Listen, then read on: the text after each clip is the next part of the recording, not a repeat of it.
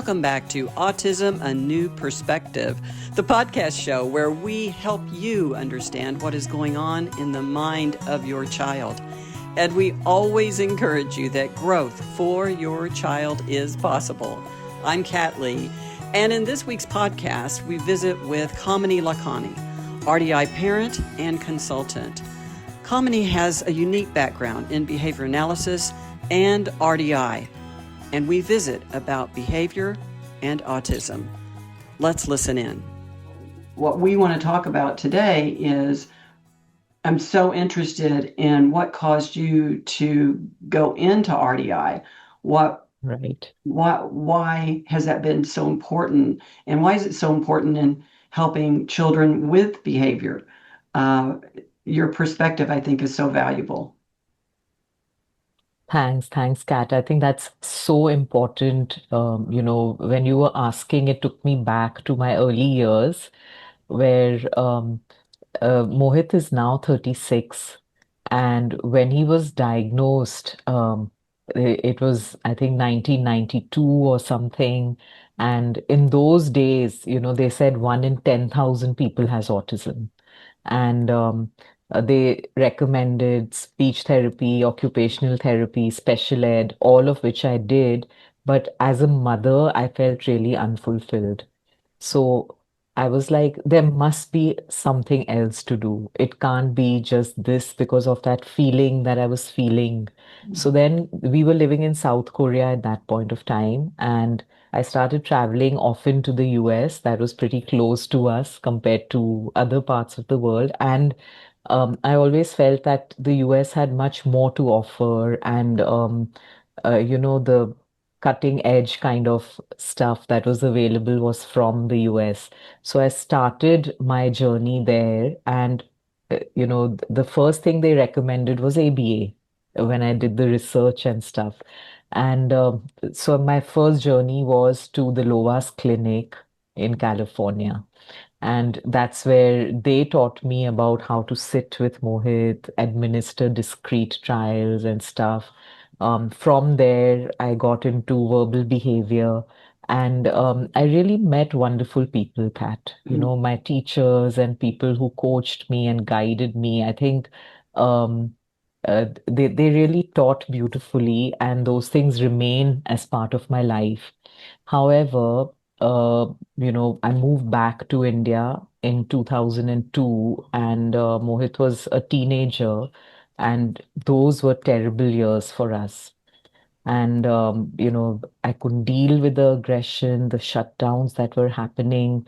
So while I saw that in the first 2 or 3 years, there were good changes in terms of language. He could answer questions and all of that. But things were just out of hand. And by this time, I already had a functioning center called SAI, Support for Autistic Individuals, running full-fledged. We had worked up from 4 students to 50 students. And so, it had really grown, and it was all based on ABA techniques. But in my own life, I just felt that this wasn't helping me. And someone mentioned RDI at that time. They mentioned Dr. Gutstein, and I was like, "Oh, well, I've done so much. I'm already a BCaBA. What else could be offered?" Because there were years of my life that went into working and training and all of that. There was something about RDI that kept me going. Initially, I went with the mindset that this is ABA in another form. But then later I realized that no, there's something to it which is very different. And then I attended Dr. G's 4-day workshop. In those days, he used to have those 4-day intensive workshops. And he gave these stats like only 3% live independently, and a very small percentage goes on to, have meaningful relationships and marriages, and on the work front also. And I was like, with all this work that I've done, that's not what I want. If those are the stats, then there, has to be something else that I need to do. So that was how I got into RDI initially. And When you're talking to parents, I mean, with this incredible journey that you've had with your family, so many things come into my mind. And one is that quality of life begins with being able to have a family life. And you were in a time with a teenager where your quality of life as a family was not there.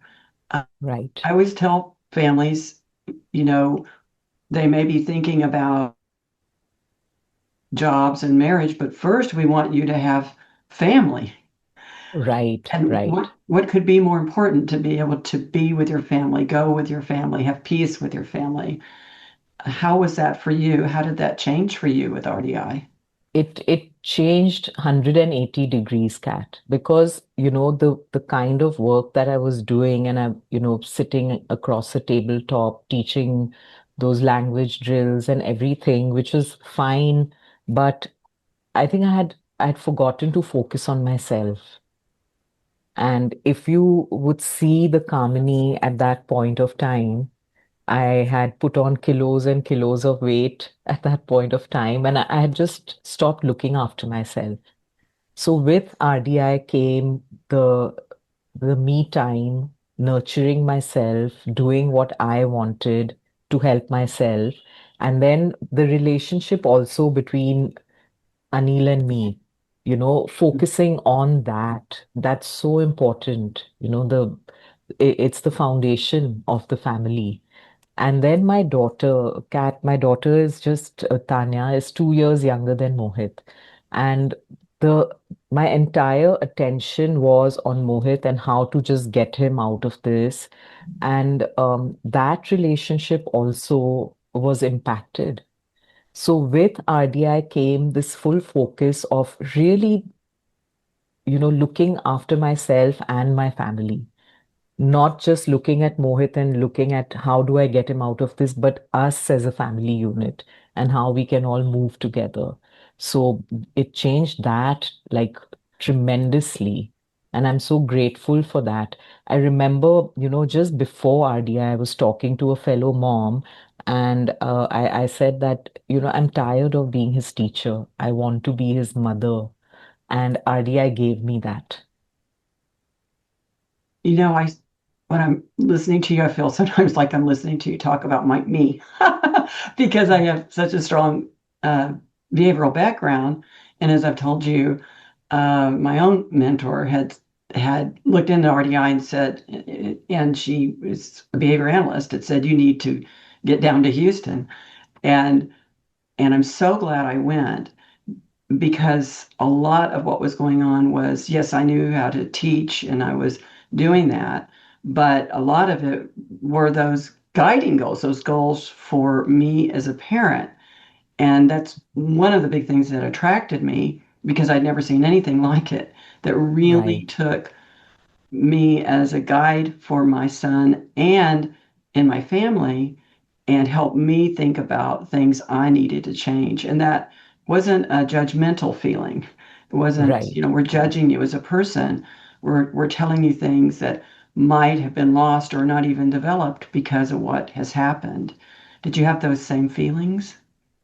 Absolutely. I mean, I just, felt like that there is something that you're missing, but then you can't put your finger on it. And then, when I experienced RDI, I was like, oh my gosh, this is what it was. And the depth of it, Kat, like I feel bad when people don't understand the depth of RDI, of what it can do, because it's so basic and yet it's so important. And to convey that importance, unless you live it and you feel it, it's a whole different ball game. It's a game changer.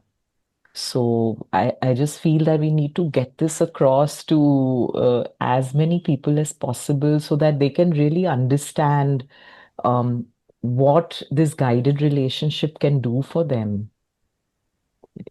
So, so from your behavior analytic background, how did RDI help mow it as well? Because I know that things changed for him, for you, for your family.